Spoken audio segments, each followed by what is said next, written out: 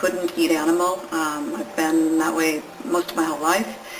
And I love animals, and I'm involved in whether it's the seals or whether it's animal. I once loved him as if he were the only man in the world. But I was wrong, terribly wrong, Cindy Landon said in her first interview after 30 years of silence. In 2025, at the age of 62, the widow of television legend Michael Landon once celebrated across America as a symbol of morality, and the ideal father from Little House on the Prairie finally broke her silence. She recounted the years of being controlled, manipulated, and forced to live within the image he created for the world to believe in a gentle, flawless man who always smiled in front of the cameras. No one could have imagined that behind the image of the nation's father, admired by millions of American families, was a domineering, cold, and controlling husband. And now Cindy has finally spoken out, revealing how that 28-year-old young woman once stepped into Michael Landon's life, and the heavy price she paid for what she thought was a destined love. Because, as she admitted, the truth is far more frightening than the public ever imagined. 1. I never meant to take someone's husband, but when he held my hand, I knew I had stepped into a place with no way back. Cindy Landon's voice trembled as she said those words during her exclusive interview with Vanity Scene in early 2025. Then she fell silent, looking down at her hands, as if still feeling the weight of the past. According to her story, it all began in the summer of 1979 on the set of Little House on the Prairie in Simi Valley, California, where the sun was always bright, but the air heavy with whispers behind closed doors. At that time, Cindy was just a young wardrobe assistant recently hired a few months earlier. I just kept my head down and worked trying to stay out of trouble, she said. But fate pulled her toward the man admired by all of America. Michael Landon, then 43 years old, twice divorced, and father of 7 children. At first, he would smile at her every morning, sometimes pausing to ask, "How are you today?" a harmless question that still made the young woman's heart stir. Then came the evenings after filming ended, when Michael would invite her to stay and check the lighting for the final scene. Gradually, those technical checks turned into personal conversations, light touches on her shoulder, and quick embraces in the shadows. Cindy recalled, "He always made me believe I was special, that I was the only one who made him feel at peace." But at that time, Landon was still living with his second wife, Lynn No, and often appeared beside her in television interviews talking about family love like a moral lesson. "It felt like someone slapped me in the face," Cindy said. "I called him and asked why he was still showing up with her if he said it was over. He went quiet for a few seconds, then said, 'You have to understand this is Hollywood. I need to keep my image. It's only temporary.' Those soothing words were soon followed by expensive gifts. One night, Michael came to see her with a bouquet of flowers and a set of car keys. It was a red Pontiac Firebird, which he called a reward for the person who makes me feel alive. When she hesitated to accept it, he just smiled and said, 'Think of it as me investing in our future.' I knew what I was doing was wrong, but I believed him. I thought he would leave everything for me." From then on, Cindy was drawn deeper into a relationship both of them knew was forbidden. She moved into a small apartment in North Hollywood, where Michael would visit on weekends, always wearing sunglasses and a cap to avoid recognition. I believed everything he said. He promised he would divorce, that he'd make our relationship public, that once filming was over, he would end things with Lynn. But Hollywood never lets secrets stay buried for long. In November 1979, a journalist from the Los Angeles Herald-Examiner, Richard Lawson, received a tip that the nation's father was secretly involved with a crew member. He followed Michael for weeks until he captured a photo of him and Cindy leaving a restaurant in West Hollywood at midnight. The image was blurry, but it was enough to ignite the media frenzy. When the paper hit the stands, the entire Little House crew buzzed with gossip. One actress recalled no one dared mention it in front of Michael, but everyone knew how angry he was. Cindy, on the other hand, was met with cold stares. I heard them whisper behind my back, "Who does she think she is touching, America's hero?" The pressure grew heavier, but Michael kept reassuring her, even taking her away to Lake Tahoe to get away from the curious. It was there that Cindy discovered she was pregnant. I was terrified, but also happy. I thought it was a sign he would finally keep his word. But Michael's reaction was a shock. According to Cindy, he sat frozen for a few minutes, then quietly said, "No, you have to end this." Cindy thought she had misheard, but he repeated, "No one can know. I have 7 children, a family. Do you want to destroy all of that?" She said tears filled her eyes as he stood up and walked away. In the days that followed, Michael avoided her completely. No calls, no visits. Cindy was removed from the filming schedule. That's when I realized I was nothing more than a secret to be hidden. The tension reached its peak when Lynn No Michael's legal wife found out. A crew member recalled, "She came to the set like a storm, threw a bottle against the wall and screamed, 'You've destroyed this family.'" The production had to shut down for 2 days. The story quickly spread across the press. People magazine ran the headline, "Michael Landon separates after rumored relationship with young assistant." NBC reportedly called him in to warn about the impact on his wholesome image. Public opinion split. Some defended him, others condemned him, but everyone wanted the truth. To escape the media storm, Landon took Cindy to Santa Fe, New Mexico under the pretense of writing retreat. In reality, it was an escape. During that time, Cindy gave birth to their first daughter. There was no announcement, no congratulations. He didn't come to the hospital. I gave birth in silence with only one nurse who knew, she whispered. 2 years later, after the public pressure faded, Michael returned to Malibu and announced his marriage to Cindy in 1983. The wedding was quiet, held in a small garden behind their home, attended only by a few close friends. No flowers, no cameras, just a ceremony to turn a condemned relationship into something lawful. But those who knew Michael understood this wasn't the beginning of happiness, but a way to end a scandal.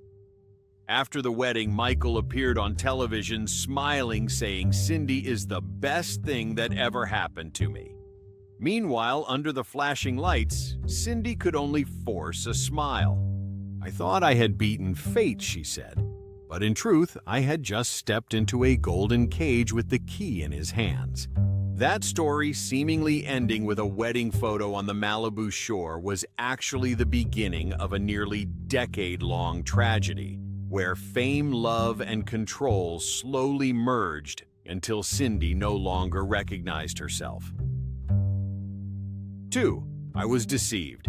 I walked into the wolf's den thinking it was the home of love.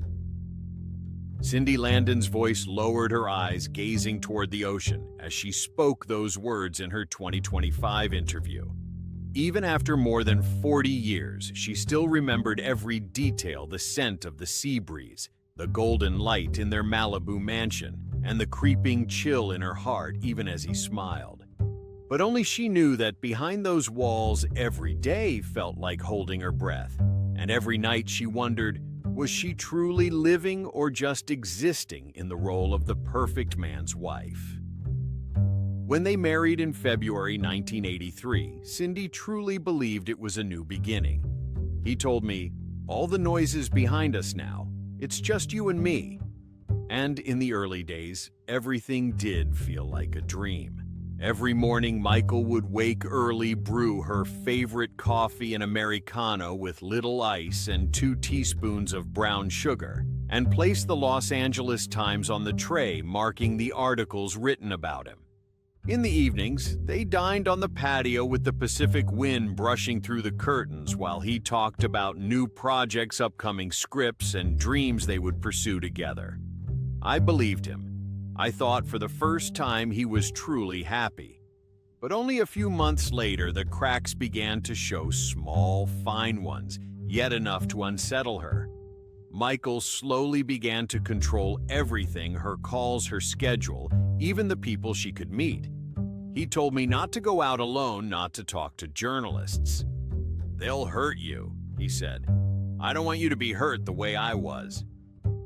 At first, Cindy took it as care and protection, but soon it became a set of rules she could never break.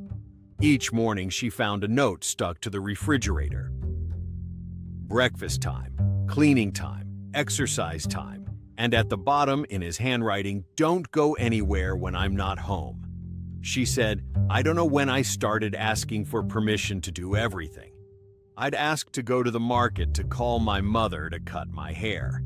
I didn't realize I was slowly losing my freedom. Sometimes even the smallest thing could freeze the air in the house." Once, when Cindy returned home 10 minutes late after stopping by a grocery store in Pacific Palisades, Michael slammed the landline phone onto the floor, shattering its battery cover. He didn't say a word. He just looked at her in silence, then walked out to the porch. He didn't yell, didn't hit me. He was just silent. And that silence terrified me, Cindy recalled. She learned to read his moods from tiny details: how he folded the newspaper, how fast he drank his coffee, the sound of his footsteps down the hallway. When the press began revisiting his past divorces, Michael grew angry. He called it media garbage and forbade Cindy from reading any papers that mentioned him. "I don't want you to see those lies," he said. Yet every morning he read them himself before tossing the paper into the trash. "I saw him fighting the world," Cindy said, "and I got pulled into that fight without even realizing it." By 1985, Cindy wanted to return to work as a makeup artist, just a few small projects in Santa Monica, but Michael strongly objected. "I didn't marry a wife for people to see her carrying a makeup kit on set," he said. She stayed silent, gave up the chance, and gradually stopped thinking about her career. Each day, she stayed home cleaning, cooking, waiting for him to return. Dinner had to be ready before 8. The wine glass half filled the tablecloth perfectly smooth. "I lived through the details," she said, "because one tiny mistake could make the whole house collapse." Michael had a way of making everyone believe he was always right. He would say, "I'm not controlling you, I'm protecting you." But over time, Cindy realized he didn't want to protect, he wanted to possess. "I was no longer the woman he loved. I was an ornament in the picture he painted of himself." Rumors of Michael's new relationships began to surface in the late 1980s. A Star magazine photographer captured him having dinner at the Beverly Hills Hotel with a young reporter. When Cindy showed him the paper, Michael looked up from his coffee, his voice low and cold. "Never bring this up again. Do you know how fast I can make you disappear from Hollywood?" After that sentence, Cindy understood he was no longer afraid of losing her. He was only afraid of losing his image. In the following years, their Malibu home grew unbearably quiet. No music, no laughter, only the sound of waves and his footsteps on the wooden floor. Cindy's friends drifted away. Calls stopped coming. Letters stopped arriving. He didn't even have to forbid me anymore. "I had already withdrawn from the world myself," she said. "I knew that if I left, he'd destroy me with a single phone call." On television, Michael kept smiling, talking about his beloved wife and happy family in Malibu. Magazines still called them Hollywood's golden couple, and every time Cindy saw herself beside him in those photos, she could only smile faintly.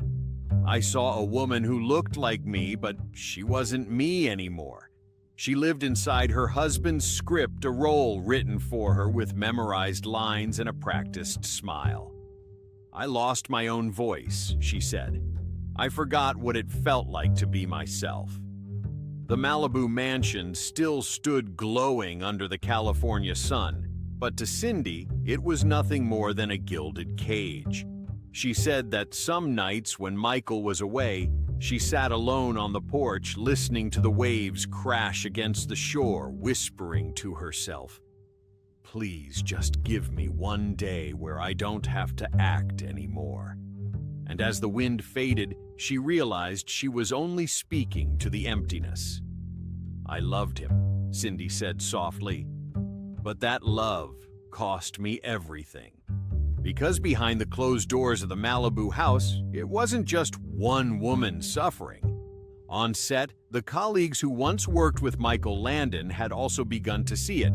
Clearly, the man America worshipped on screen was in reality someone entirely different. And it was there, under the glare of the studio lights, that the darker side of this Hollywood legend began to emerge. 3. He didn't just control me, he controlled everyone. On set, Michael wasn't my husband, he was a god, and anyone who defied him was erased. Those were Cindy Landon's words in her final interview with Vanity Scene. Her voice wasn't loud, wasn't angry, just calm, steady, as if reciting a tragedy far too old. Yet every sentence cut through the mythic walls surrounding the name Michael Landon. From the late 1970s to 1984, while Hollywood called him America's father and NBC hailed him as television's golden asset, Michael Landon was quietly building an empire of his own.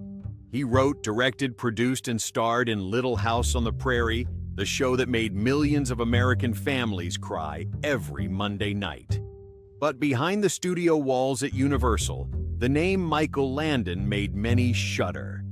Karen Grassel, who played Ma Ingalls, the gentle mother of the show, once told Entertainment Weekly, "Michael wasn't the man people saw on screen. He could be charming funny, but he could also be cruel in an instant." Grassel recalled one morning in 1981 when she asked for a raise after 7 seasons. Michael sat still, lifted his head, and said word for word, "You're not important enough to be paid more." Then he stood up, called the scriptwriter over, and said loudly enough for everyone to hear, "Next episode, cut half of Ma Ingalls' scenes. The audience doesn't need her that much anyway." For months, Karen was pushed aside. Her lines were shortened, her presence diminished, while Michael cracked off-color jokes about women during breaks. A lighting technician once told People magazine, "He liked to curse to brag about his conquests. Every time a woman walked by, he'd laugh loud just to remind everyone who ran the place." But no one dared to challenge him. Because Michael wasn't just an actor, he controlled everything: salaries, screen time, even who stayed or left the show. A crew member recalled that every time he walked onto the set, the air seemed to tighten. People would glance at each other, then fall silent. One complaint, and you could be gone by morning. In 1983, when NBC decided to end Little House on the Prairie after nearly a decade, Michael erupted in fury. He saw it as betrayal, a slap to the ego he'd spent years crafting. "No one touches my legacy," he snapped at the executive producer during a closed meeting at Universal. According to actor Dean Butler, who played Almanzo Wilder that afternoon, Michael gathered the entire crew and declared, "If they want it to end, I'll end it my way." And he did. In the final episode, The Last Farewell, he wrote the script so that the entire town of Walnut Grove, the beloved setting for 10 years, was blown to pieces. Some on the team protested, but he dismissed them. "No one else gets to reuse it. I want them to remember that this place ends with me." That scene was filmed in the scorching California summer of 1984. When the explosion went off, the whole set, every house, every street was destroyed in a storm of dust and fire. A prop assistant recalled Michael stood there with his arms crossed, eyes unblinking. Not happy, not sad, just empty. Like he'd burned a piece of his own life. After Little House ended, Michael immediately launched his new project, Highway to Heaven. On TV, he played a kind-hearted angel helping people in need. But for the crew, it was heaven in name only. A cameraman told the Los Angeles Times he'd make us reshoot dozens of takes because the light wasn't holy enough for the message. If anyone got tired, he said they lacked faith. Every disagreement was an insult to him. One day, when a young crew member misadjusted a camera angle, Michael threw the script to the floor and shouted, "Without me, you're nothing." The entire set froze. That crew member was fired by the end of the day. Those who worked with Michael said he had two sides: a gifted storyteller and a man obsessed with control. He could laugh and pat your shoulder in the morning, and by noon, erase your role from the script. No one ever knew what he was really thinking, one team member said. They only knew that if he wasn't happy, everyone held their breath. Meanwhile, Cindy, his young wife at home, saw it all from a distance. Every night he came home smelling of cigarettes and the stage, she said. He spoke to me like I was one of his actors, every word, every line, as if he were directing my life. She remembered that when Michael once spoke about blowing up the Little House set, his eyes glimmered with something unsettling. He said, "I wanted to end it in a way no one would dare start again." That's when I understood he wasn't just burning the set. He was burning everything that didn't belong to him, even people. On television, he was an angel. But in real life, those who worked with Michael called him the man with two souls, one filled with light and the other a bottomless darkness. Cindy ended her story with a sentence so soft it was almost a whisper, yet chilling enough to make the air stand still. They called him a legend. I called him a storm. And that storm, after tearing through everyone behind the scenes, finally came crashing down upon his own home, where Cindy was no longer a wife, but the living witness to the downfall of a man once worshipped by the entire world. 4. People worshipped him as a saint of television. But to those who actually lived with him, Michael Landon was nothing more than a false god, a man who demanded love from everyone, yet never truly knew how to love anyone. Those were the words spoken by Cindy Landon, her tone sharp, her gaze steady as if the hatred inside her had long since hardened into calm clarity. She spoke without tears, without excuses. Because now, it wasn't only her, even Michael's own children were beginning to share the part of the story that Hollywood had buried for decades. When Michael Landon passed away from pancreatic cancer in July 1991, America fell silent. The press called him the soul of television, the man who made a nation believe in love, family, and faith. Thousands of condolence letters poured into NBC. His image was replayed on Little House on the Prairie, the smile, the kind eyes, the gentle voice. But behind that glow inside the homes that carried the Landon name, no one believed in that story anymore. "The whole country mourned him," said Michael Landon Jr. in his 1999 documentary, Michael Landon, the Father I Knew. But his children didn't. We had lost him long before, while he was still alive. He described his childhood as years spent in a suffocatingly silent house. Every meal felt like a scene being filmed. My father sat at the head of the table, light shining on his face, and we smiled even when we didn't want to. Everything had to be perfect, even the sound of a spoon touching a plate. When Michael left to be with Cindy, The 14-year-old boy stood by the door watching his father walk away without looking back. My mother collapsed on the floor, and he just said, "I have no regrets." I don't think he ever knew what regret meant. Landon Jr. spent years swallowing his anger until after his father's death, when he finally turned his pain into film, not for revenge, but to tell the world the man they worshipped was not the man I called father. Leslie Landon Matthews, Michael's daughter, also spoke out in a 2015 interview with People. Her voice was soft, but the fear in her eyes was unmistakable. He preached compassion on screen, but at home, the moment he walked in, the air would tighten. I never cried in front of him because he said crying was weakness. Once when I was sick and just wanted comfort, he told me, "Don't let people see you weak like that." Leslie said Michael lived by rules he created, and everyone in the house had to obey.